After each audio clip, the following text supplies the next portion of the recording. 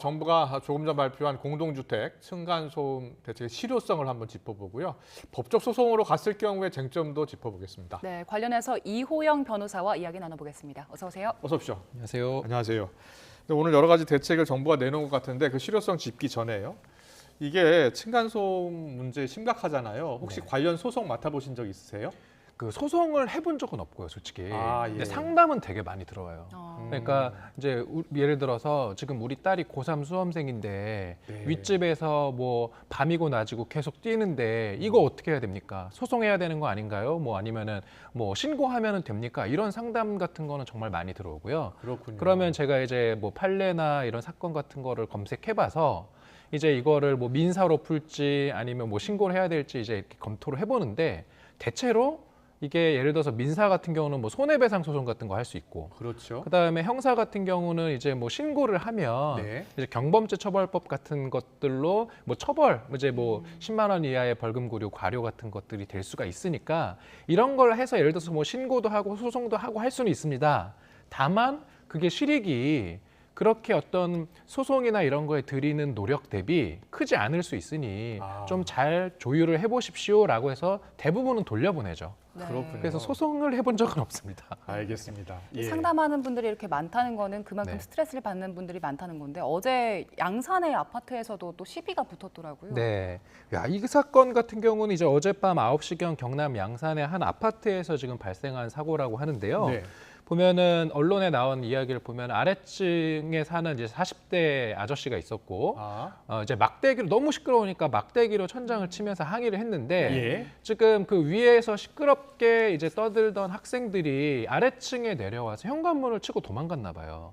그러니까 이 아래층의 주민이 너무 화가 나서 흉기를 들고 윗집을 찾아가서 위에 도망간 그 학생들을 협박을 해서 지금 경찰에 조사를 받게 된 그런 사건이 발생을 했습니다. 네. 자, 이럴 경우에는 어떤 처벌을 받게 되는 겁니까? 지금 그 경찰에서는 흉기를 들고 찾아가서 협박을 했으니까 예. 뭐 특수폭행 혐의라고 아. 일단은 죄명을 잡고 조사를 하고 있다라고 하는데요. 정말로 특수폭행이 되면은 이거는 이제 뭐 벌금형 이상 뭐 또는 그런 징역형도 나올 수 있는 것이어서 물론 그렇군요. 이제 실제로 피해가 이렇게 발생한 건 아니어서 네. 그 정도까지는 아니겠지만 어쨌든 죄명만 보면은 단순 뭐 폭행이나 이런 건 아닌 상태입니다. 원인 제공을 위해서 했다고 하더라도 저렇게 흉기를 들고 올라가서는 안 되겠죠.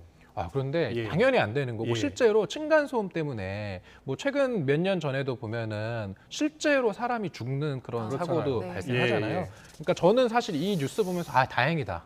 왜냐하면은 흉기를 들고 올라가서 협박한 걸로 그쳐서 다행이다 이런 생각을 했고 예. 실제로는 층간소음으로 인해서 무슨 그런 살인 사건이나 이런 것도 많이 발생하고 있어서 이거는 좀 이웃 사이의 어떤 각별한 어떤 배려 이런 것들이 좀 필요한 거 아닌가 싶습니다. 네, 네. 네. 층간소음 관련해서 민원도 많이 들어오고 있잖아요. 실제 네. 수치적으로 얼마나 늘고 있습니까? 지금 제가 오면서 자료를 하나 찾아봤는데 층간소음 관련돼서 민원이 얼마나 폭증하고 있냐면 2015년에 1만 9천 건 정도가 있었고요.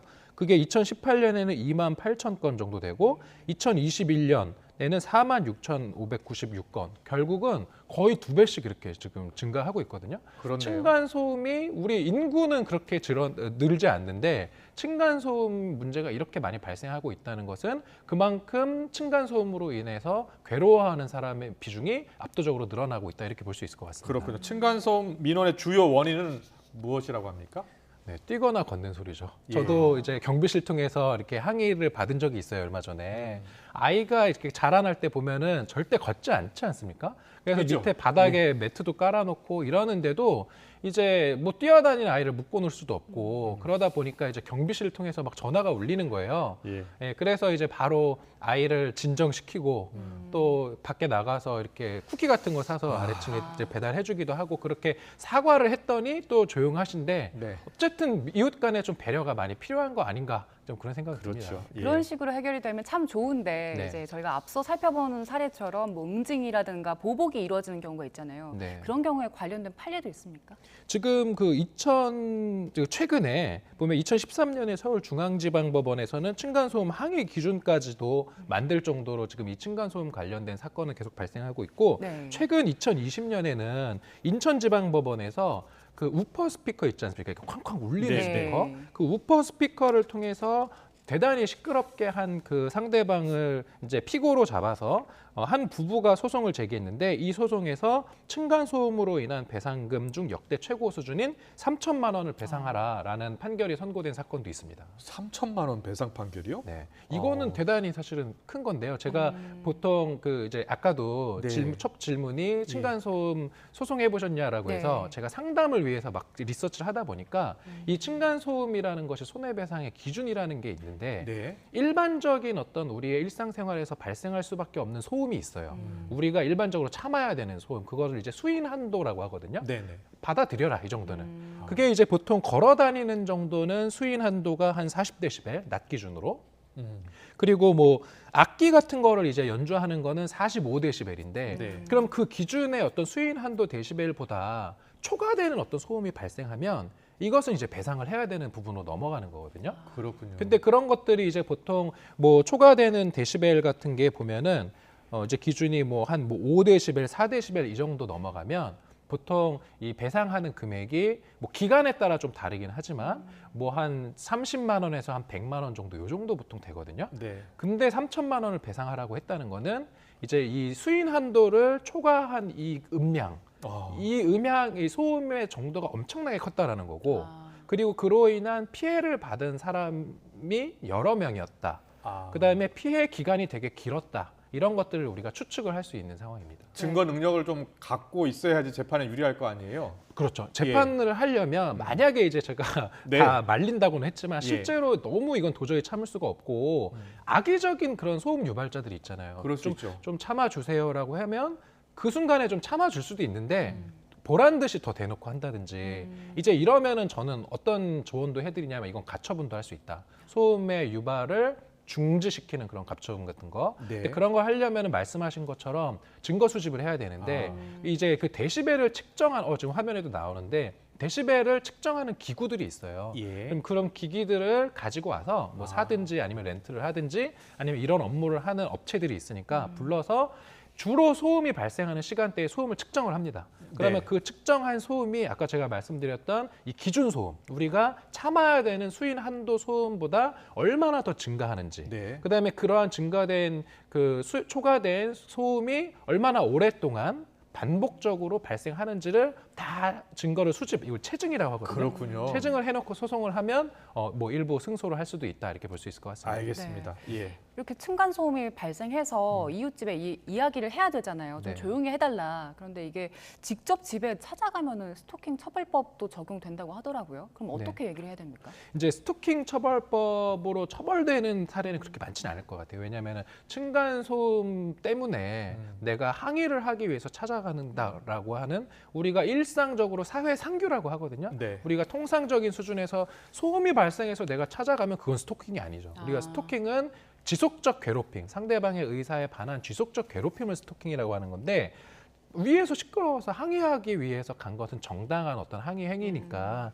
그런 것들은 괜찮고 실제로 서울중앙지방법원에서 이 층간 소음에 대한 한 항의에 대한 기준도 만들었어요. 이게 이 기준을 넘어서면 스토킹이고 안 넘어서면 이제 스토킹이 아니다라고 하는 건데 이제 이게 보면은 그 약간 웃긴 말로 위에서 시끄러운 소리가 발생했을 때 대처법 이렇게 쳐보면 천장을 막 두드리라는 글들이 올라와요. 예. 예, 그렇게 보복을 하라는 건데 중앙지방법원에서는 그런 것은 하면 안 된다. 전혀 그런 건 하지 말라고 했고 예, 예. 전화, 문자, 메시지로 항의하기 뭐 이런 건 가능하고요.